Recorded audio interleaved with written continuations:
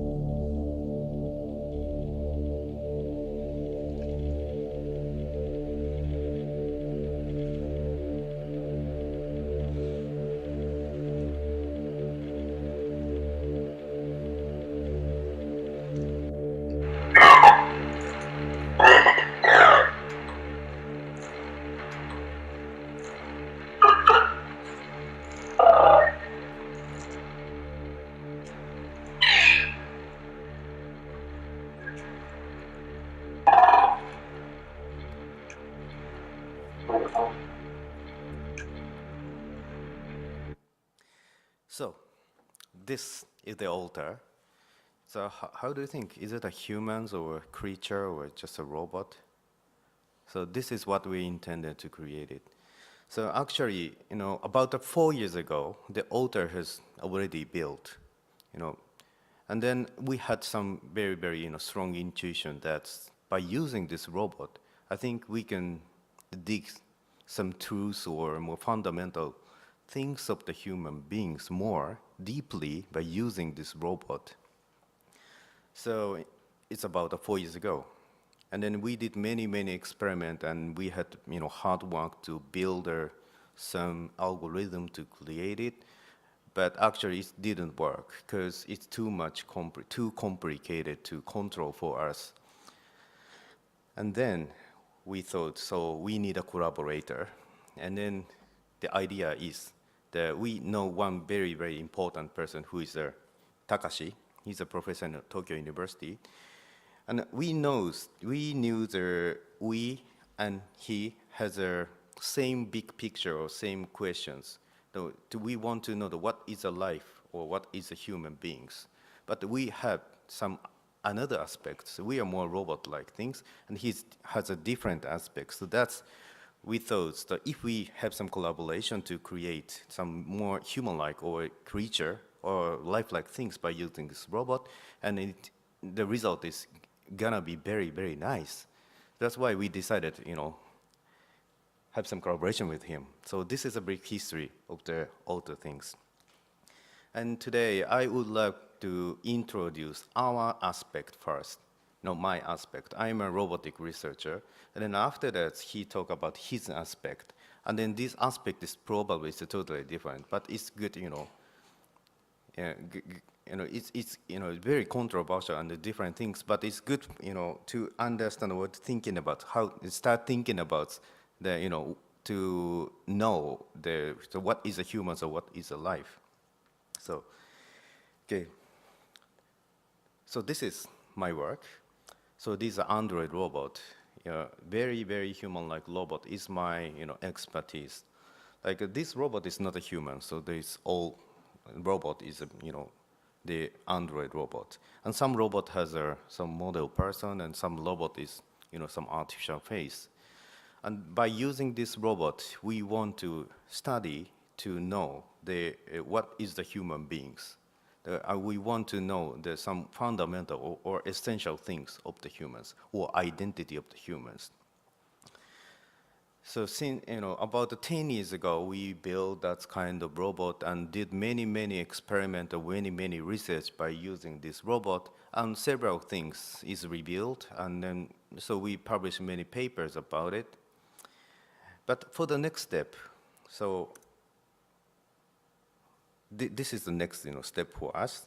We built a very human-like robot, and the next step is what is the minimal conditions to be a human or alive. So we decided to create a more neutral phase android robot. We call it a telenoid. This is the second one.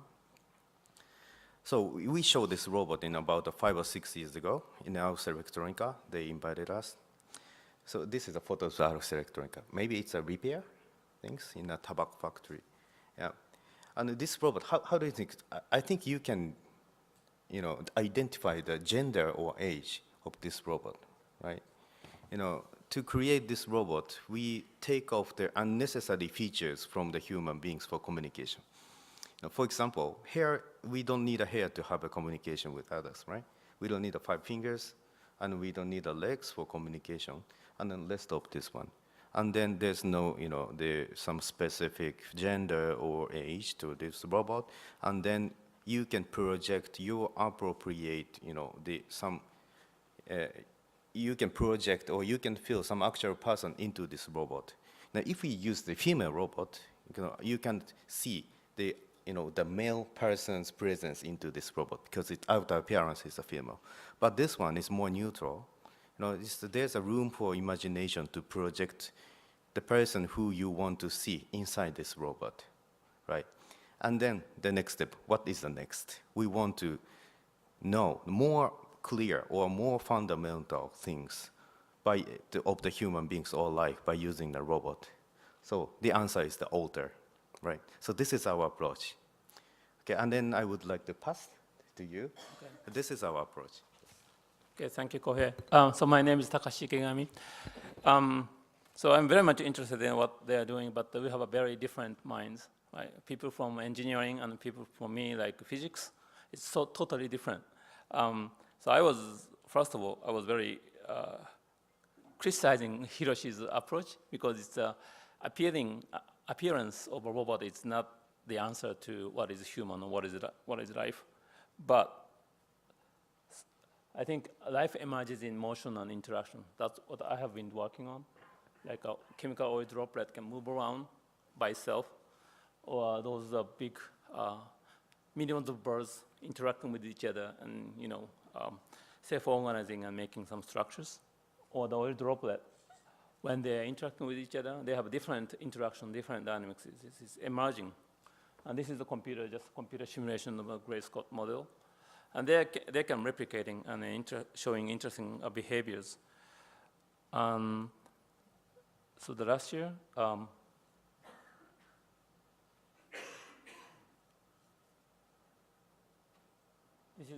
this is one of the computer simulations that I was working. So it's a very simple rule, 3 rules, just aligning the heading directions, coming too close to each other, but too close, then try to apart from each other. So I did this one with Victoria Vesna last year in deep space to show what the self-organization is, what's the bottom-up approaches. This is what I call artificial life. So all about artificial life is to understand life as autonomous agents, but it's not just random behaviors, but it's more like interacting with each other to make up some rich structures. You cannot predict what's going on from the lowest level, but once you have structures, then you can understand what's out there. So I thought mind is something like this one. You cannot approach from the top level, but you have to find some relevant middle layer, and above that, then we can understand what life is, what consciousness is about. So taking this approach,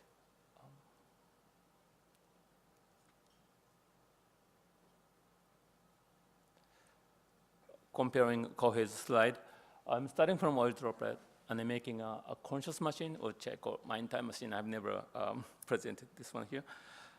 Then I'm making more and more complex. So I think life emerges in some maximalistic approaches. So me as a scientist and a physicist, usually people take a minimalistic approach, but then something is missing. So I try to put more and more maximalistic approach is one unique way to understand what is life and what is consciousness.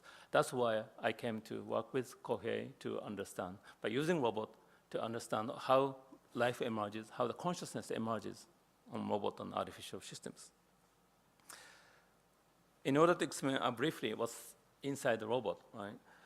I have three unique modules. One is CPG is a central pattern generator. It's a chaotic oscillators. So it's periodic oscillators, but infinite amount of perturbation, the periodicity gone, and chaos dynamics emerges, which is CPG here. And they have recurrent connections, like internal loop. And second one is a neural network. So I use 1,000 neural networks for each angle, each joint of the arms for both sides. Then the recurrent neural network is recurrent connections to each other and then changing in time. So it's a temporary changing from morning to the evening. And third one is autonomous sensors. One is IR sensors. The other one is ambient sensors. So getting sensors information from outside, then they're changing their structures. So more information is coming from outside. They try to slowing down, sampling the data from outside. But the sensor, information is going down, then try to increasing the sampling rate. So that's the basic structures, how you can move the android's behaviors, generate android's behaviors. So sensor information is coming from there, and then processed with the three modules, then send it to the actuators, and then the hands and heads, eyes can move around. And one thing is a principle. The neural network has a principle of stimulus avoidance. Stimulus avoidance is that the neural network is tried not to be stimulated from outside. That's the learning algorithm right here. So if it's too much information is coming from outside, the neural network changes the structures to stop the information from outside. That's, as a result, becoming structured behaviors. For example, this one is people coming towards Android, then Android can successfully raise his hand or her hand, then the sensor input is shut down. So using this PSA principle of stimulus avoidance is the one learning algorithm that we put in here, which is newly found last year, and it will also tested with actual neural cells. So this is actually working in our brain and also in the neural tissues. And after this year, we tried to use Ota as a conductor of the opera, which is a very challenging idea. But then we presented in Artificial Life 2018, it's a conference we organized in Tokyo this year. So this is the t-shirts. So I can show you how it works.